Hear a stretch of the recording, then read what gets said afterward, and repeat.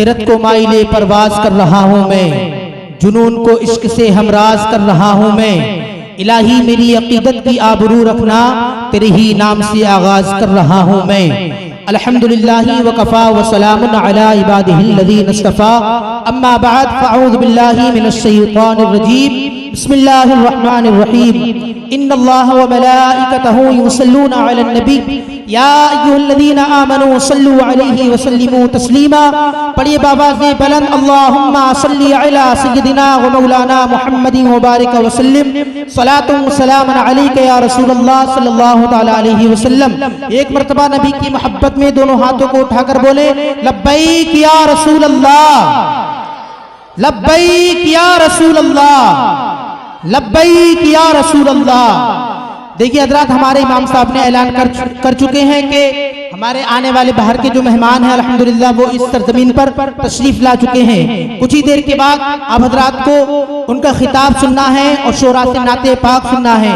उससे कबल हमारे मस्जिद के इमाम या हमारे आलिम साहब कुछ बयान करेंगे, उसको भी आप हजरात को समाअत करना है। शायर कहता है, खुदा का हुक्म समझकर दुरूद पढ़ते हैं, खुदा का हुक्म समझकर दुरूद पढ़ते हैं, गुलामे साक़िए कौसर दुरूद पढ़ते हैं, खुदा का हुक्म समझकर दुरूद पढ़ते हैं, गुलामे साक़िए कौसर दुरूद पढ़ते हैं। और बताए शहद की मक्खी है शहद क्यों मीठा, बताए शहद की मक्खी है शहद क्यों मीठा।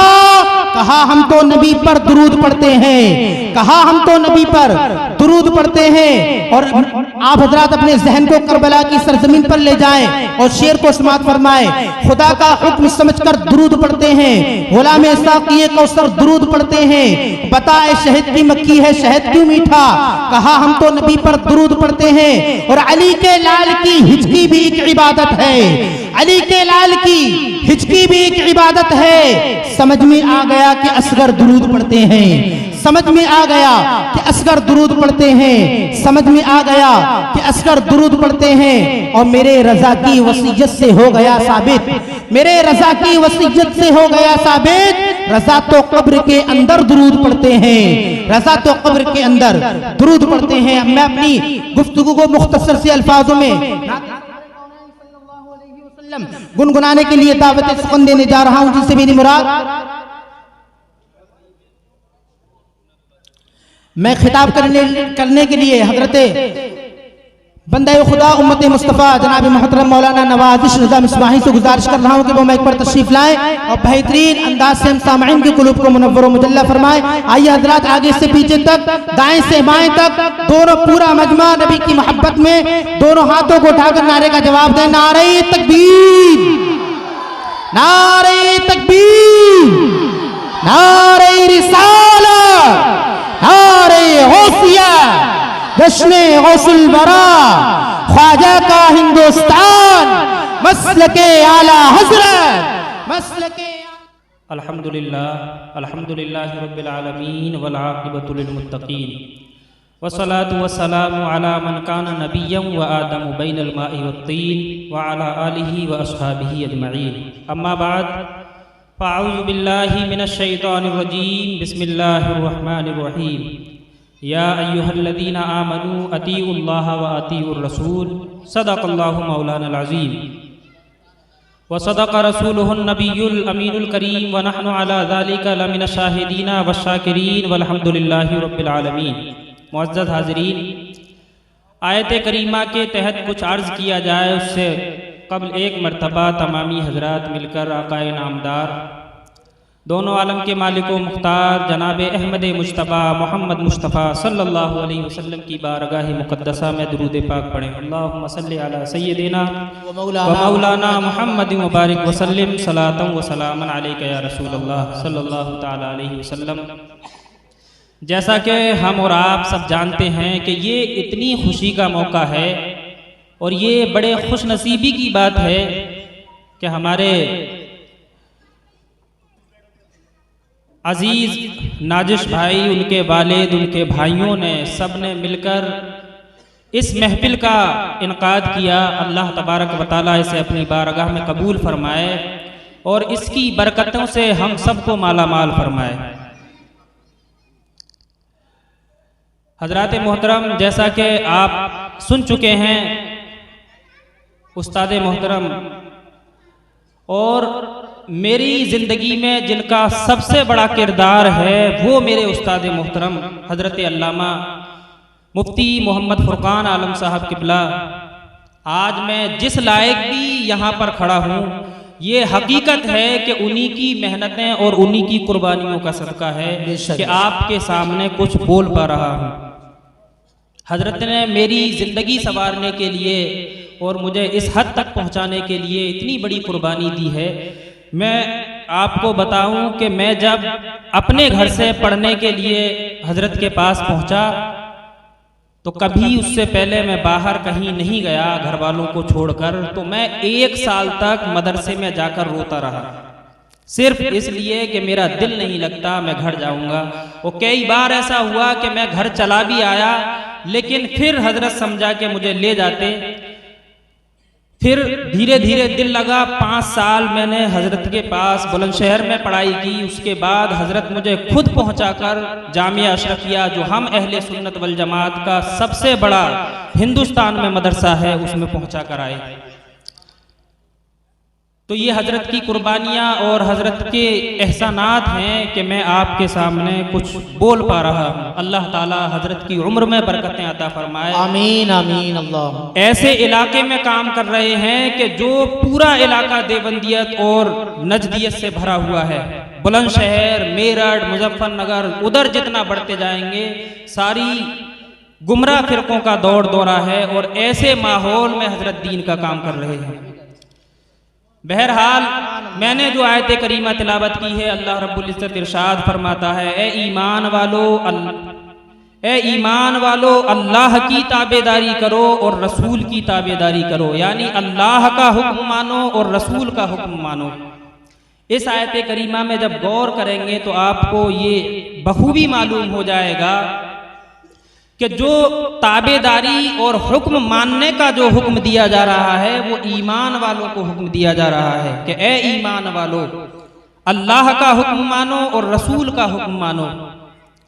इसलिए कि कायनात में कोई दूसरा खुदा नहीं और रसूल अकरम सल्लल्लाहु अलैहि वसल्लम जैसा कोई दूसरा मुस्तफ़ा नहीं।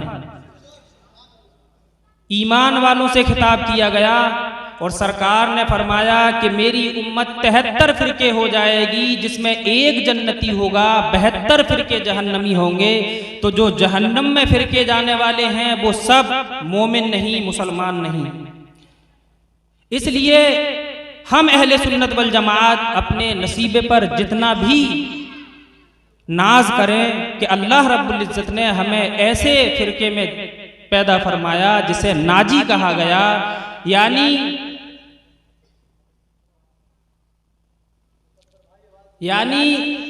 हम अहले सुन्नत वल जमात ही इस आयत करीमा के सही मुस्तहक हैं। बेशक कि अल्लाह रब्बुल आलमीन ने हमें ईमान वाला कहकर खिताब फरमाया और हम ही को हुक्म दिया कि अल्लाह का हुक्म माने और रसूल का हुक्म माने। इस कायनात में हर मोमिन मुसलमान की ये तमन्ना होती है कि वो अल्लाह रब्बुल आलमीन की बारगाह में महबूब बन जाए, अल्लाह का मकबूल हो जाए, और उसके लिए बड़ी कोशिश की जाती है।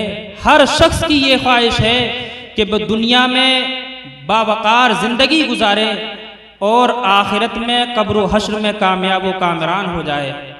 मैं सिर्फ चंद बातें कहकर अपनी बात को ख़त्म करता हूँ कि लोग दुनिया में कामयाब होने के लिए तो हर तरीके की कोशिश करते हैं, रातों दिन अपनी नींदों को कुर्बान करते हैं, अपनी जान की भी परवाह नहीं करते, सिर्फ इसलिए कि हम दुनिया में कामयाब हो जाएं, दौलतमंद हो जाएं, अमीर कहलाए जाने लगें, और उसके लिए अपने बच्चों को छोड़कर दूसरी जगह भी चले जाते हैं। हर तरह की कोशिश दुनिया में बावकार होने के लिए की जा रही है, जो चंद सालों की, चंद सांसों के लिए हमारे लिए इस दुनिया में रहना है।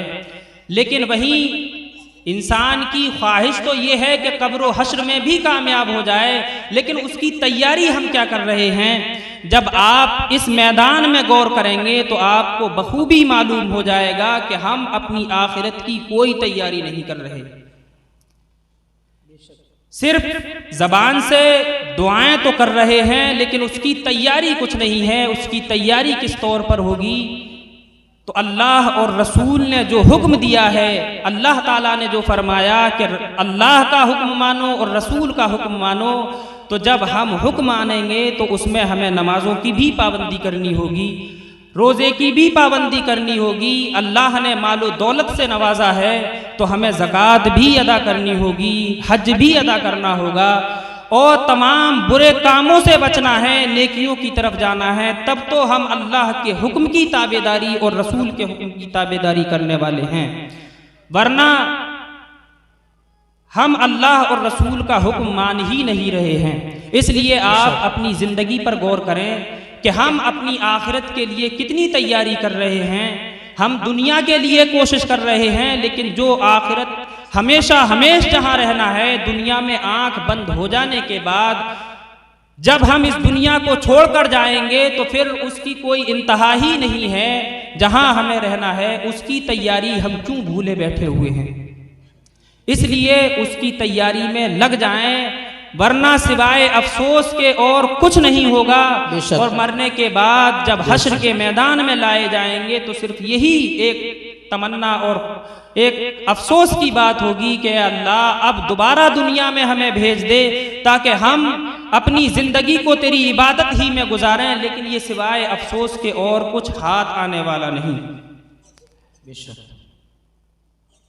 अल्लाह तबारक व तआला की मोहब्बत किस तौर पर दिल में पैदा होगी, उसके लिए एक ही जरिया, एक ही तरीका है कि हम हुजूर सैयद आलम सल्लल्लाहु अलैहि वसल्लम की ताबेदारी और आपकी हुक्म पर अमल करें। अल्लाह तबारक व तआला ने इरशाद फरमाया, कुल इन कुंतुम तुहिब्बूनल्लाह फत्तबिऊनी युहब्बुकुमुल्लाह व यगफिर लकुम ज़ुनूबकुम वल्लाहु गफूरुर रहीम।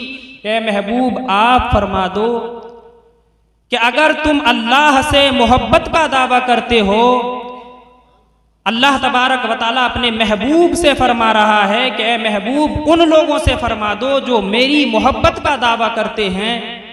तो क्या फरमाना है कि ए महबूब, आप फरमा दो कि तुम मेरी मोहब्बत का दावा करते हो तो फिर मेरी पैरवी करो, यानी हुजूर सैयद आलम सल्लल्लाहु अलैहि वसल्लम की पैरवी करो।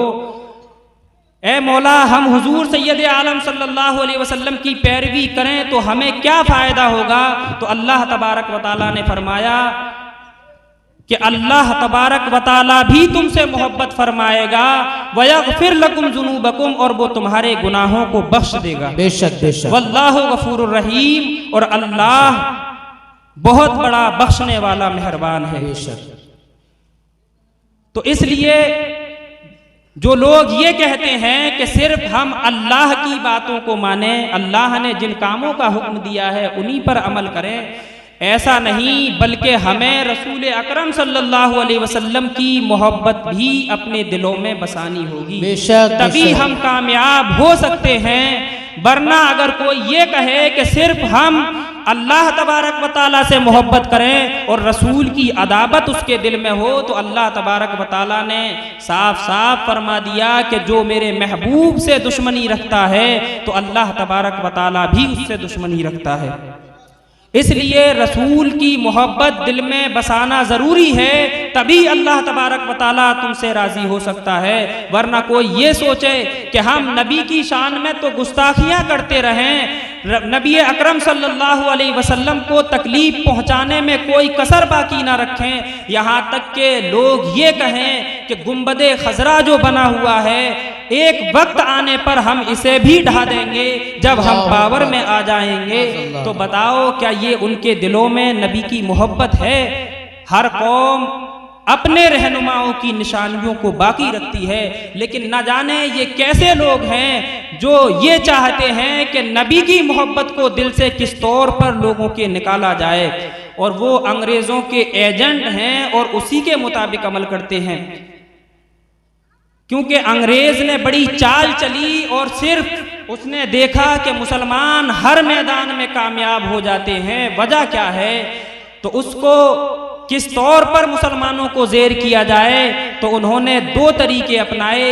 एक तो यही था कि उन्होंने मुसलमानों के जाहिर को बदल दिया ऐसी तालीम लाकर कि मुसलमान अपने दीनी तशख्खुस को, हमारे अंदर ऐसी तालीम लाकर रख दी कि हमने अपने दीन को पीछे छोड़ दिया। आज आप अपने मुआशरे में, मुस्लिम मुआशरे में गौर करके देखें तो कोई घर ऐसा नहीं कि जिसका हर बच्चा दुनियावी तालीम के लिए कोशिश ना करता हो, लेकिन वहीं अपनी दीनी तालीम की तरफ आए तो देखें कि हर घर दीनी तालीम से दूर नजर आ रहा है। हर माँ बाप को ये फिक्र तो रहती है कि हमारा बच्चा स्कूल जाने में लेट ना हो जाए, उसको नहलाना धुलाना, उसको बड़ा सवार कर सजा कर भेजा जाता है। लेकिन वहीं जब आप मदरसे में आकर देखें तो कितने बच्चे ऐसे होते हैं कि जिनका चेहरा भी नहीं धुला हुआ होता है, उनके कपड़ों की भी कोई उनके माँ बाप को फिक्र नहीं है। अगर फटे कपड़े पहने हुए हैं तो वही पहनकर दीनी तालीम के लिए आ जाते हैं। दीन से हमारे दिलों में देखिए कि कितनी मोहब्बत रह गई है, और जो कौम अपनी दीनी तालीम हो, अपने दीनी तशख्खुस को भुला देती है, वो तबाह बर्बाद हो जाती है। दुनिया में आप तारीख पढ़कर देखें तो जितनी कौमों ने अपनी तारीख को भुलाया है वो सारी की सारी तबाह हो गई। आज मुस्लिम कौम ने भी अपनी दीनी तालीम को और अपनी तारीख को भुला दिया है, और आज हम हर मैदान में कमज़ोर और पिटते कुटते नजर आ रहे हैं। इसकी सिर्फ वजह यही है कि हमने अपने दीन से, जहां हमारे लिए ताकत मिलने वाली थी, उससे रिश्ता तोड़ लिया है। अक्सरियत मुसलमानों की यह है कि उन्हें ढंग से कलमा भी पढ़ना नहीं आता, उन्हें नमाजें भी पढ़ना नहीं आती। आखिर मुसलमान इतना दीन से क्यों दूर होता नजर आ रहा है? इसलिए आप अपने दीनी माहौल पर गौर करें और अपने बच्चों को दीनी तालीम की तरफ तवज्जो दिलाएं। दीन इस्लाम इस बात से नहीं रोकता कि आप दुनियावी तालीम को अपने बच्चों को ना दिलाएं, बल्कि दुनियावी तालीम आप जितनी चाहें दिलाएं, लेकिन हराम व हलाल और गुमराह अकायद की जानकारी हासिल हो जाए, इतनी तो तालीम जरूर दिलाएं। वरना तो आप जिस माहौल से गुजर रहे हैं आपने देख ही लिया है। अगर आपने अपने बच्चों को दीनी तालीम से दूर रखा तो ये गुमराह फिरके आपके दीन की तालीम को और आपके दीन को बर्बाद कर देंगे। इसलिए अपने बच्चों को इस हद तक ज़रूर दीनी तालीम दिलाएं कि कम से कम वो अकायद की जानकारी तो हासिल कर सकें।